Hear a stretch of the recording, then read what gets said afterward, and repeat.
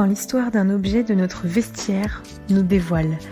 Bienvenue sur le podcast Qu'est-ce que la mode et la 5e conversation avec Audrey Millet, historienne de la mode, et moi-même, Elsie Pommier, designer de l'individu. N'hésitez pas à vous abonner au podcast, noter ou laisser un avis.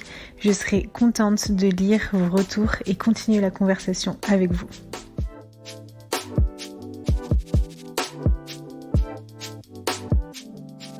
La mode sans parfum, serait-elle accomplie ? Accessoire presque devenu non-accessoire, luxe éphémère, il accompagne des instants de vie, de mort.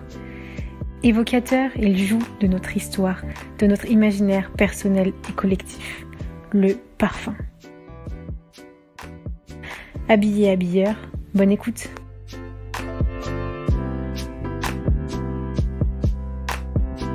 Alors, ce fameux parfum. Ce parfum qui embaume, ce parfum qui finalement est une fumée d'odeur. Là, c'est bien ce que nous expliquent les antiques. Donc, à partir du latin perfumum, qui signifie fumer. Donc, ce parfum, c'est comme un baromètre dans la société qui raconte les mœurs, qui explique les environnements sociaux et qui, comme la mode, en fait, va donner des inspirations aux individus, va permettre l'épanouissement personnel et leur permettre de singulariser leur individualité, leur statut social et aussi leur sentiment de bien-être. Dès le début, il a eu ce rôle personnel et individuel. En fait, dès le début, il a accompagné la mort. Donc, ah oui, c'est parce que dans ma tête, moi j'avais ça, j'avais les Égyptiens. Bah, tu as dit embaumer tout de suite. Déjà, le verbe, il est connoté par rapport aux Égyptiens. Donc, il accompagne la vie, la mort lors des cérémonies religieuses. Chez les premiers Égyptiens, on utilise des parfums, des ingrédients parfumés, donc ces sortes d'encens. Et on a des références historiques de négoces de parfums à partir de 2000 quand même avant Jésus-Christ, notamment des commerçants ismaélites qui portent ce qu'on appelle ces trésors aromatiques aux clients riches évidemment, en Égypte, donc sur cette route qu'aujourd'hui on appelle la route de la soie ou la route des épices, qui devient la route de l'encens. On considère même que le parfum est plus précieux que l'or. Alors, il est plus précieux que l'or parce que ces fleurs, ces épices, ces herbes, en fait, s'évaporent, sont totalement éphémères. Et donc, c'est un luxe qui s'envole. Ça, c'est un véritable luxe dans tous les sens du terme, puisqu'en plus, on ne peut même pas le garder, le protéger, le réserver. Alors, il me semble que Pline explique que justement, le parfum, c'est question futilité et inutilité dans la vie. Or, c'est une consommation qui s'évapore, totalement éphémère. Alors lui, il n'aime pas du tout. Là, pour le coup, il dit qu'il faut arrêter. Au moins, une bague de l'or, ça se transmet. Ton parfum, ça ne se transmet pas. Mais t'as dit, c'est qui ? J'ai pas entendu. Pline, le Romain. Ah oui. Ouais. Mais c'est drôle parce que pourtant, une odeur, c'est si évocateur, c'est si puissant. C'est tellement plus puissant qu'un vêtement. Par exemple, on parle de nos grands-parents ou arrière-grands-parents ou une personne. On va plus facilement repenser à une odeur que son vêtement, sa robe où elle portait ça. Et dans ce souvenir, on a peut-être la bague. Mais cette bague, elle nous fait penser à une odeur.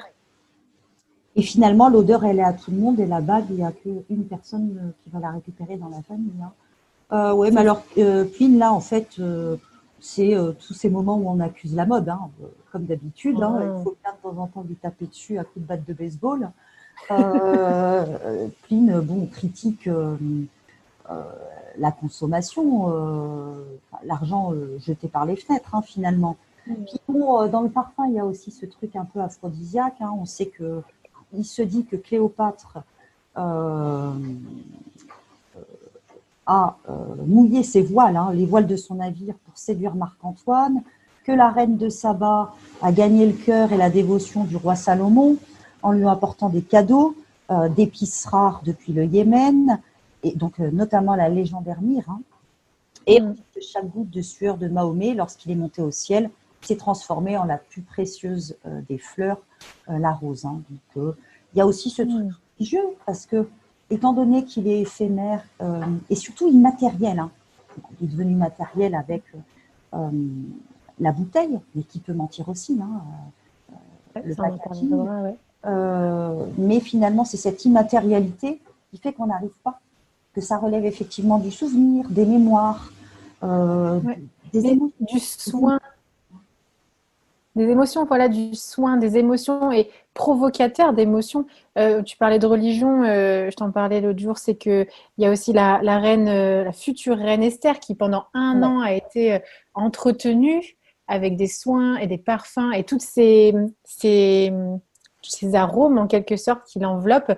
Et pour séduire, en fait, être choisie par le roi, euh, c'est dingue comme c'est la vie, enfin c'est la séduction et en même temps c'est la vie et la mort. Il y a la vie, la mort et au milieu la séduction.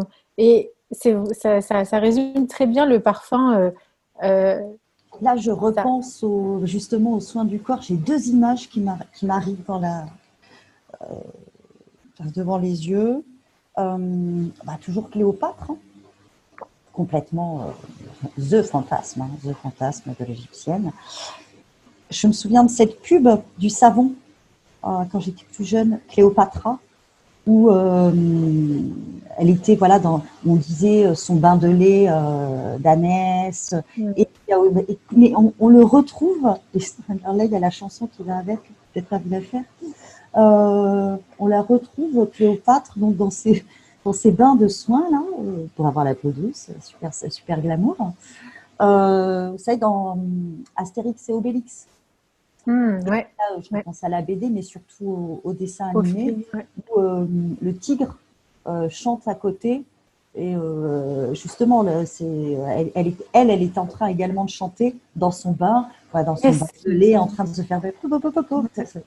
Alors, donc, il y a quand même la séduction, elle est au centre, hein, du parfum. Ouais. Elle est sans doute double. Hein. Se plaire à soi-même, Mm. c'est un message pour les autres, mais ça passe Bah, d'abord par ça.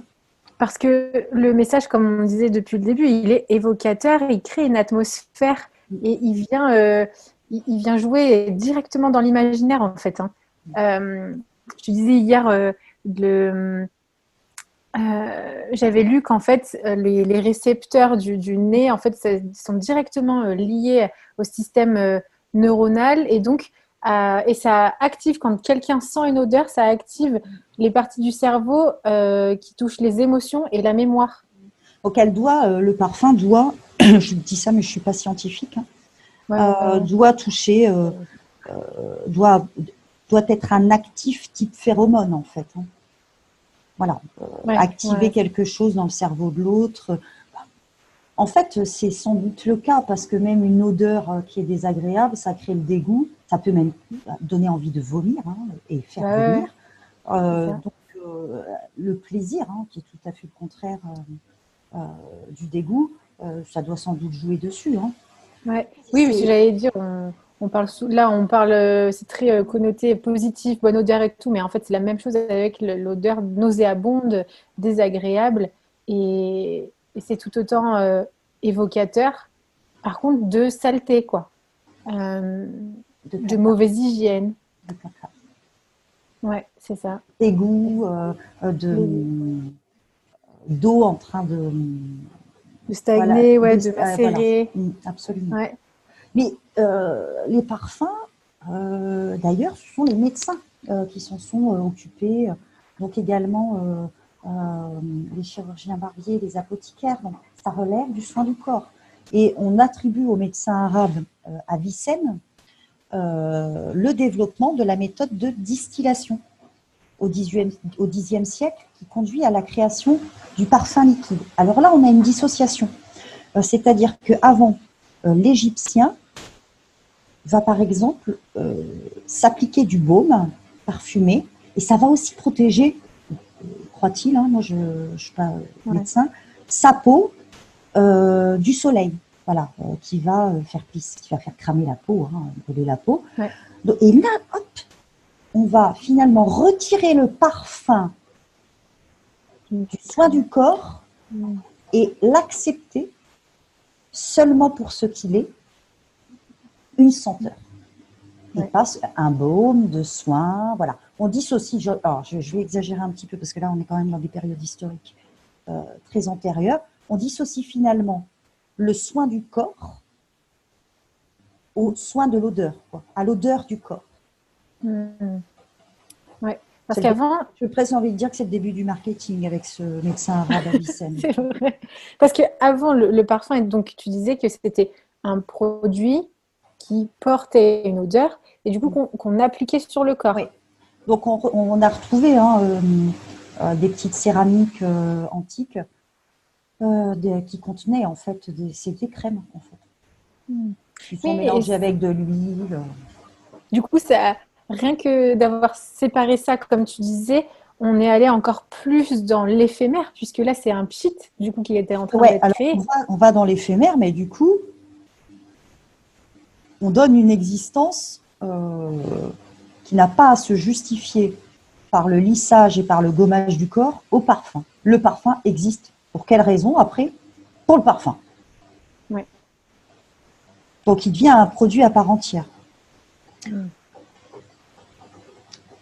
Alors, à ce moment-là, bon, il est toujours aussi cher, le parfum. Ça, il n'y a pas de problème. Ça demande de cueillir, ça demande les cueillir. Il faut des tonnes et des tonnes de fleurs pour faire un parfum. Donc, c'est destiné évidemment aux plus riches, aux classes sociales extrêmement aisées.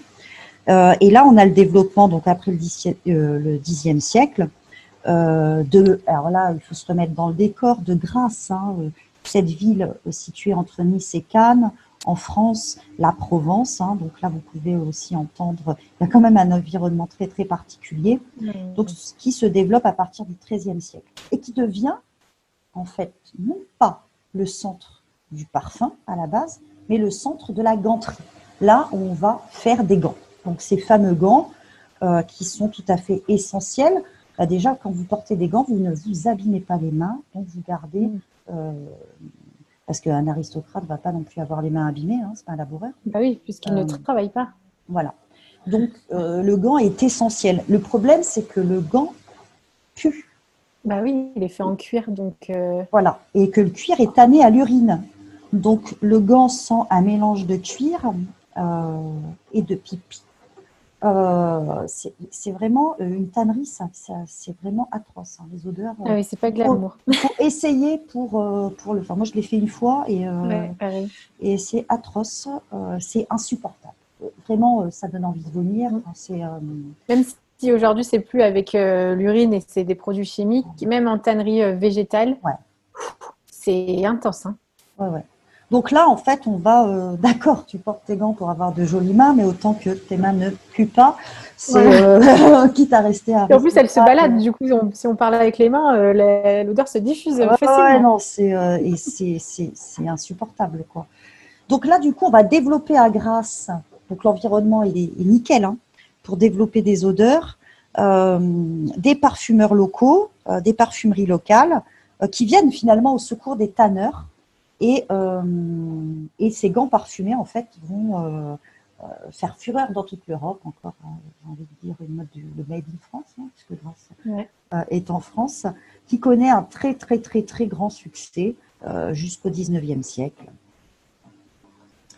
Et évidemment, les plus riches, type le roi et la famille, et les plus nobles, donc le deuxième ordre, sous l'Ancien Régime, vont décider de se parer le corps de ces 12 odeurs qui vont demander aux artisans de marier ces odeurs avec des objets. Ce qui est quand même très, très créateur. Ben oui.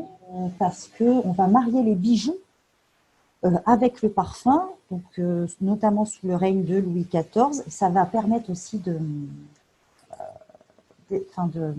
d'effacer les odeurs absolument atroces de gens qui notamment ne se lavent pas. Et donc, on a des bijoux aromatiques, c'est très beau, l'idée est très très belle, c'est très nouveau. Et ces maîtres artisans sont très, très demandés.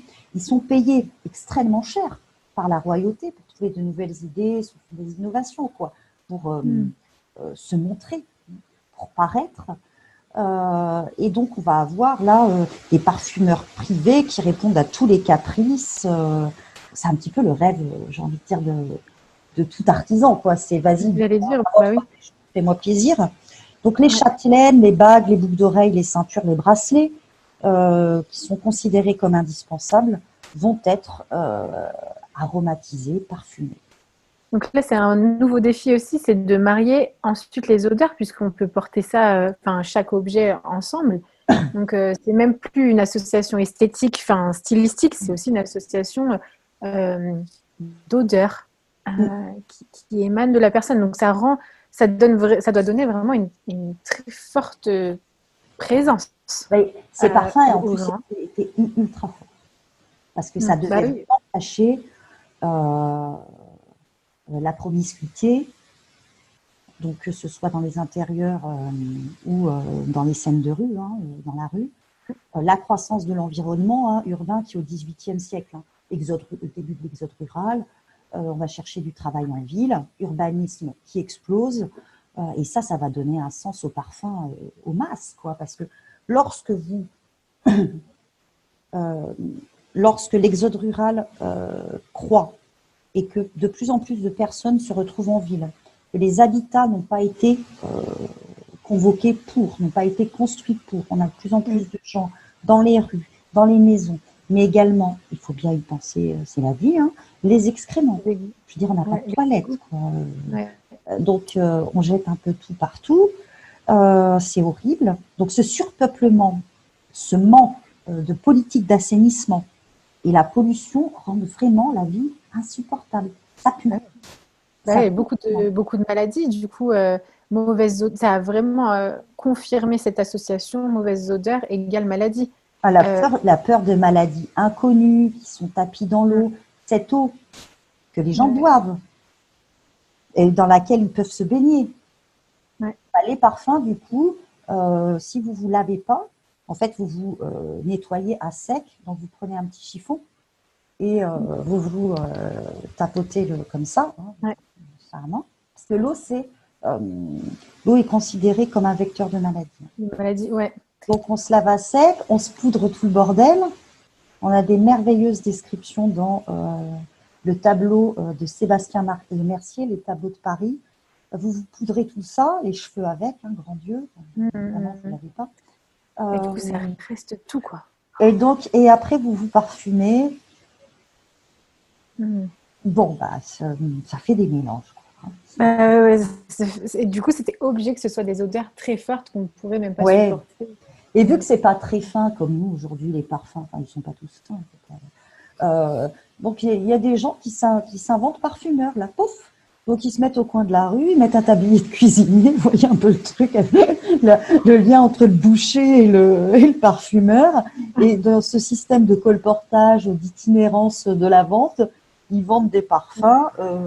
Donc ce sont des parfumeurs autoproclamés. Donc ils vendent des petites fioles. Distillers, dealers. Un petit peu plus de la. Ouais, c'est ça, ce sont des dealers d'odeur. Et un peu dégueu, quoi. C'est-à-dire que vous ne savez pas ce qu'il y a dans le produit. C'est comme un dealer. C'est ça, exactement, des distillers, dealers. Mais du coup, ça a dû accentuer aussi les maladies de peau, puisque on ne sait pas ce qu'il y a dedans. De toute façon, votre peau au XVIIIe siècle, c'est juste du délire. Quand vous voyez quelques descriptions, ils ont des trous dans la peau marqués par la vérole. Enfin, c'est bon. Là, le Botox aurait été vachement utile, quoi, quand même. Oui. Le problème de ce parfum, c'est c'est un symbole de la royauté. Voilà. Et quand ils ont attaqué, quand les contemporains ont attaqué, notamment Marie-Antoinette, ou même Louis XVI, on les a étiquetés comme les gens du parfum, quoi. Déjà, Louis XV a été perçu comme... mais bon, il n'y a pas eu trop d'embrouilles sous Louis XV. Était perçu... Un peu. Un peu comme dans cette idée de jeter l'argent par les fenêtres, du coup, dans cette chose Absolument, voilà. éphémère. Donc, vu qu'on trouvait toutes les excuses pour leur taper dessus, Ouais. bon, du coup, quand il y a eu la Révolution française, de fait, euh, les, euh, les parfumeurs sont devenus moins courus parce que symbole de l'Ancien Régime, symbole des privilèges, symbole de l'autoritarisme, tout ce genre de choses. Napoléon devient empereur et pour le coup, Joséphine, elle, on le sait, à la Malmaison notamment, adorait les fleurs, donc elle était créole, les odeurs, ce genre de choses. Et elle aimait notamment les roses et le musc, dont elle s'entourait nuit et jour. Et lorsqu'il la quitte, elle remplit les chambres, donc pour Marie-Louise, elle remplit les chambres de la Malmaison d'un parfum de musc qu'elle savait que Napoléon détestait intensément. Voilà. Il C'est n'aurait une pas guerre dû des détester odeurs José. en interne Voilà. du couple. Alors, là, il y a un rapport au couple qui est assez intéressant. Ensuite, bon, c'est le 19e siècle, donc là, on a l'industrie chimique qui se développe, et donc les parfums synthétiques aussi. Ouais, j'allais dire, est-ce que Voilà. quand est-ce qu'est arrivé le parfum que nous on connaît aujourd'hui? Parce qu'aujourd'hui on ne met plus, on ne sait même plus comment est fabriqué un parfum. Pour nous, c'est pas des fleurs, c'est pas, voilà. On ne sait Et, même pas ce qu'il y a dans notre parfum. voilà, il y a de l'alcool, ça on sait. Ouais, ça, on le sait. Donc, selon l'alcool qui fera de belles taches sur un chemisier en soie, ce genre de choses, bien agressif. Ouais. Donc, c'est la fin du 19e siècle, on va même carrément dire 1900. Donc, bon, d'abord, 2 mots sur Chanel, bien entendu, 1921. Voilà, les fabricants qualifient ce numéro 5 d'accessoires invisibles, qui est une création, il faut le reconnaître à Chanel, je ne vais pas tout lui donner, mais révolutionnaire car il s'agit du premier parfum de type aldéhydique, qui se caractérise par une grande qualité, très pétillante, qui va à fond. C'est vraiment devenu une nouvelle catégorie de parfums qui va laisser les autres à côté. Et c'est pas la première à aimer les parfums. On a vraiment, à la fin du 19e siècle, un retour de l'orientalisme, de l'exotisme. Pour le colonialisme n'y est pas pour rien. Et on a, au tout début du 20e siècle, l'amour pour l'Orient, qui se marie avec les ballets russes. Donc ça peut paraître un peu délirant comme ça. Mais... Improbable. Et ces odeurs, cet imaginaire de l'Orient va beaucoup marquer les parfums. Et c'est les couleurs. Les couleurs invitent les odeurs, en fait. Voilà, les odeurs invitent les couleurs. Ce sont des odeurs très colorées. Et en fait, Poiret notamment, Paul Poiret, développer une cinquantaine de parfums entre 1911 et 1924 au nom de sa fille, donc toujours pour Rosine. Donc, il développe un laboratoire avec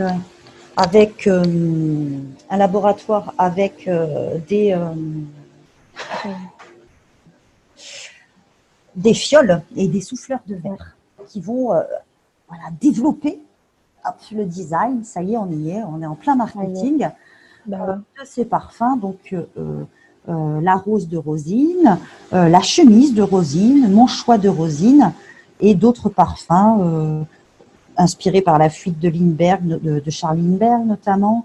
Donc, Spirit of Saint-Louis. Et alors lui, il a de suite compris que le parfum, il en fallait un pour chaque femme. Ouais. Et pour chaque moment aussi. Oui, parce que c'est un parfum se contextualise, il se personnalise, il vient en fait s'installer. Et là, il se popularise aussi grâce à cette chimie qui se développe. Donc, tout le monde peut en porter. Et donc, comment aussi faire connaître il a bien eu cette bonne idée de marketing, comment faire connaître, faire évoquer l'odeur grâce à ces souffleurs de verre et ce packaging qui aujourd'hui reste Essentiel. Bon, en fait, le packaging vend plus que l'odeur, il faut bien le dire. Ouais. Parce que rien que quand vous arrivez dans un magasin, la première chose que vous voyez, c'est la bouteille. Enfin, Ouais. Oui, c'est ça. C'est les couleurs, c'est la forme.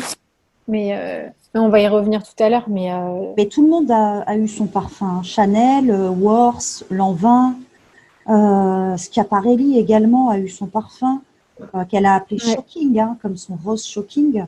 Ouais.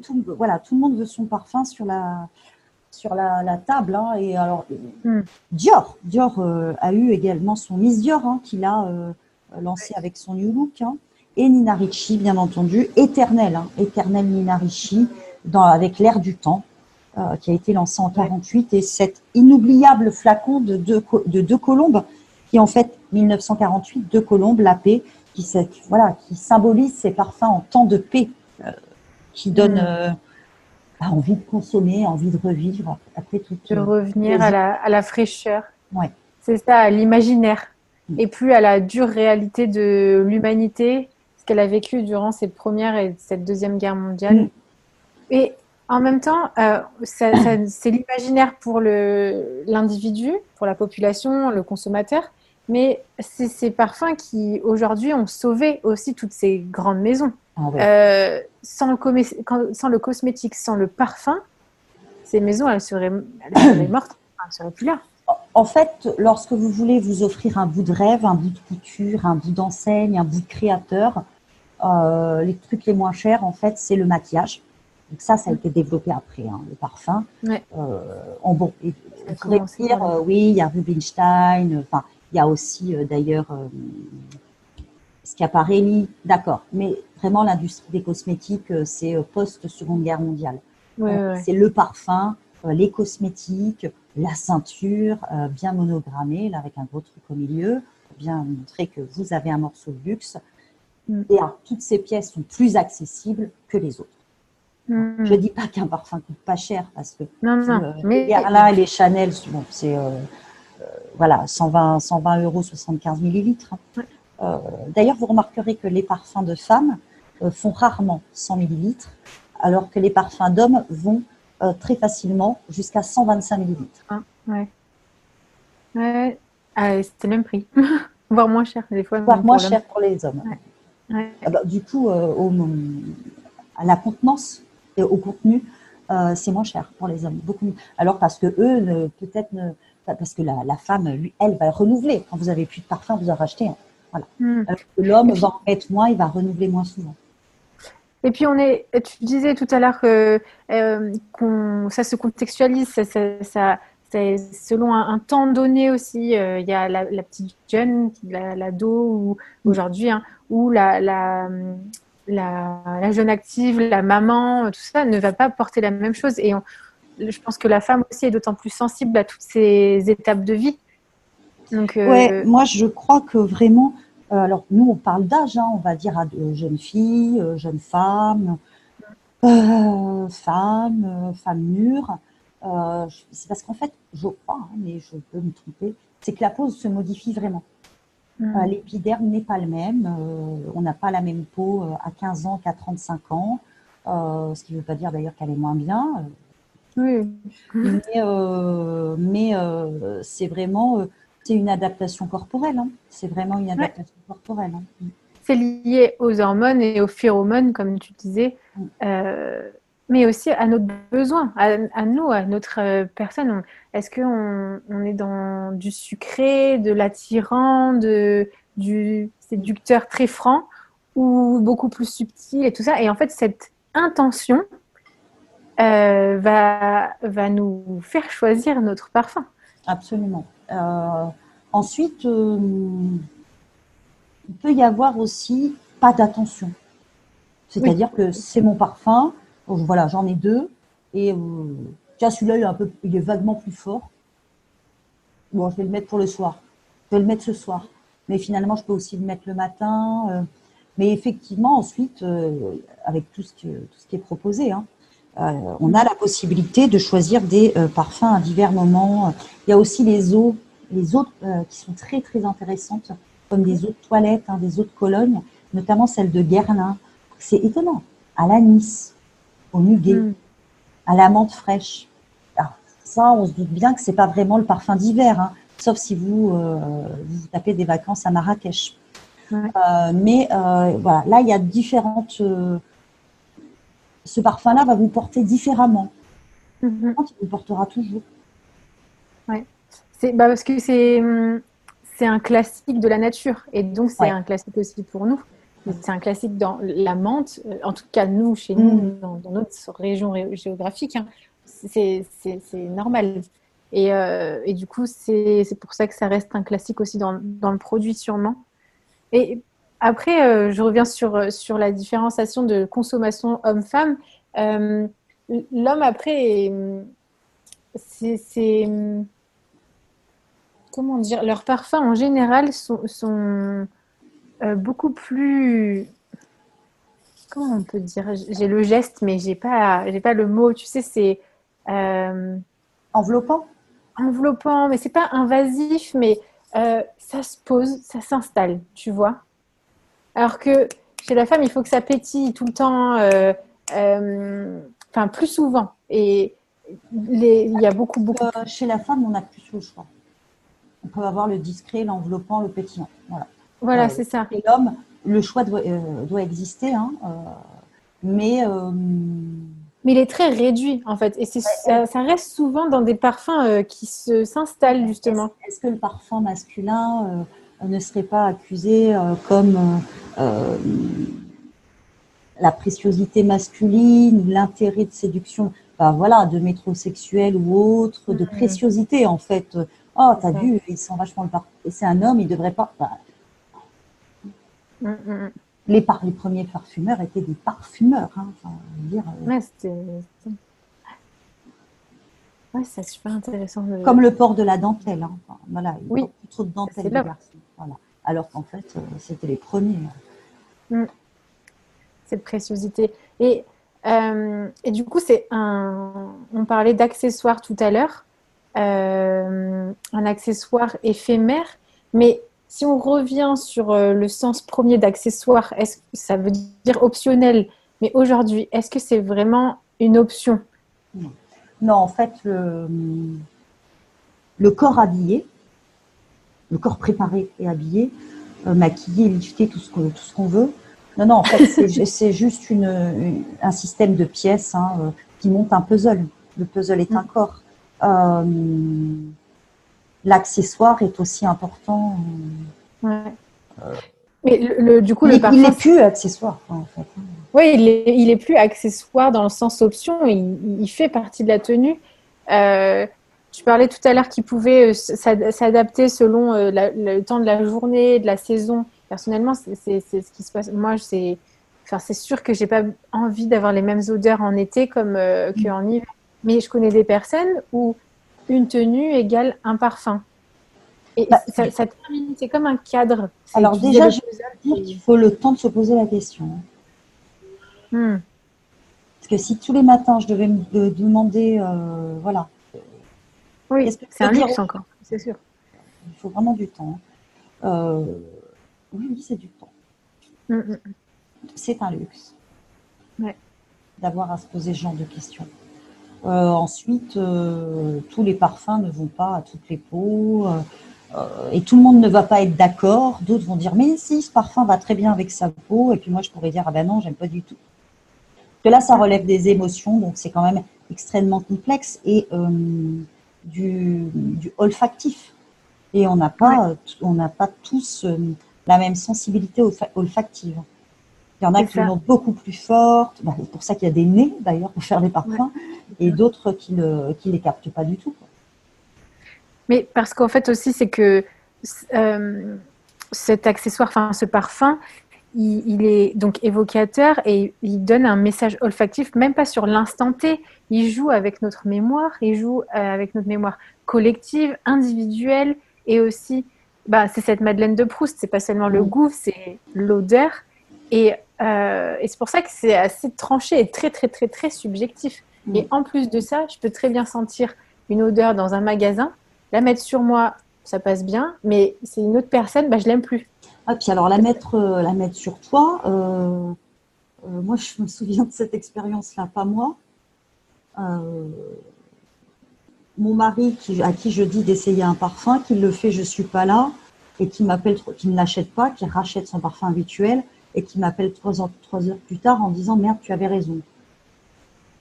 Il faut laisser le parfum, il faut lui laisser le temps d'agir. Il faut pas acheter un parfum parce que vous avez aimé l'odeur et que c'était bien les 5 premières minutes sur la peau, quoi. Ouais. Il faut faire tout Parce que, il faut vraiment attendre, quoi, parce qu'il y a une pénétration, parce qu'il y a une discussion entre les odeurs, euh, entre je veux dire, les matériaux.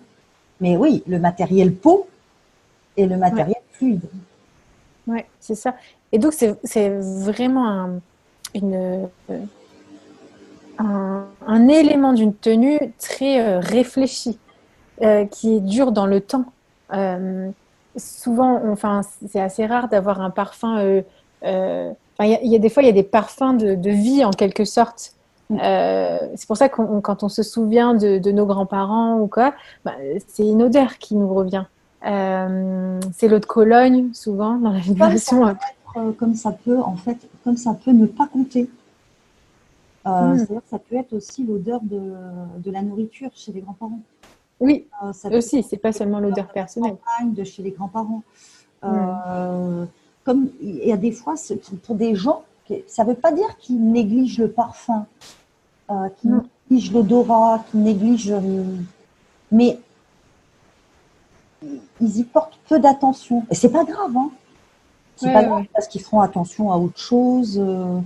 ouais. Bon, on dit c'est pas un accessoire, c'est important, mais ça peut être plus négligé que Hmm. un haut et un bas parce qu'on va pas sortir on va pas sortir tout nu. Ouais, Ça ouais. c'est ça Bah, en c'est fait, une obligation légale. oui, voilà. Mais après, l'odeur, on en a tous un peu conscience et il reste, demeure cet inconscient collectif de s'il y a une trop forte odeur, on ne dit pas une mauvaise odeur, mais on dit une trop forte odeur personnelle, c'est une mauvaise hygiène ou c'est sale ou bien il y a un petit problème, quoi. C'est Et du coup, ne se lave pas. Aujourd'hui, c'est plus les maladies, mais c'est ne se lave pas. c'est ça, Ouais, c'est ça.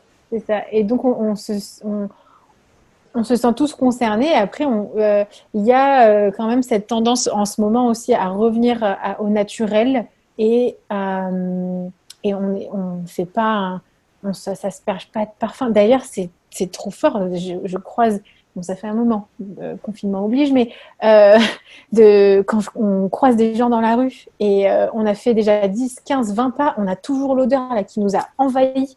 Et Mm. c'est aussi trop, en fait. Il y a Alors, du. il y a des odeurs qui vont très très bien passer, c'est-à-dire qu'on les sent, on sent le parfum de la personne à côté qui passe, Hmm. et souvent, celle qui marque bien, c'est par exemple J'adore de Dior, qui est un best-seller et que tout le monde peut mettre à tout âge, Ouais, qui est vraiment une trouvaille, hein, intellectuelle et scientifique. ouais. Mais il y en a d'autres également, par exemple les Jungle de Kenzo. Hmm. Moi, si je le sens, il me tue. Je, Ah je... ouais. Ouais, ouais, alors je sais pas ce qu'il y a dedans, mais donc il doit y avoir un ingrédient dedans que je ne supporte pas, quoi. Et il y Hmm. en a d'autres, ça sera d'autres ingrédients, hein. C'est vraiment, là, ça relève de la mémoire, et puis en fait, sans doute de la biologie, hein, Ouais, d'une sensibilité plus ou moins accrue à l'égard de certaines ouais, odeurs. ouais. Mais c'est fou comme vraiment, c'est très tranché en tout cas. Cette odeur qui nous titille en quelque sorte, ces messages olfactifs, est vraiment très puissant, en tout cas quand on le reçoit, parce qu'en fait, il nous donne le goût des choses. Ça me fait penser, en fait, je connais des personnes qui n'ont pas de goût, mais en fait, c'est pas qu'ils n'ont pas de papilles gustatives, c'est qu'en fait, ils n'ont pas d'odorat. Et, euh, et ça nous, c'est vraiment dingue comme un parfum, une odeur d'une personne euh, nous donne le goût de qui elle est, en fait. Mais ça relève des sens, hein. On va avoir des gens qui vont être moins sensibles, hein, sur certains sens, mais par contre, qui vont avoir d'autres sens super développés. Des gens qui voient tout, qui ont un œil tueur. des gens qui sentent tout. Alors, tu vois, alors là-dedans, il y a du thym, il y a même dans la nourriture. Oui. Qui est bon, hein, mais je ne veux pas sortir ça. Oui. Mais donc ça, c'est aussi intéressant, hein, parce que ça prouve qu'il y a des différences qui vont donc composer ce puzzle corporel tout à fait différemment, dans sa variété. Ouais.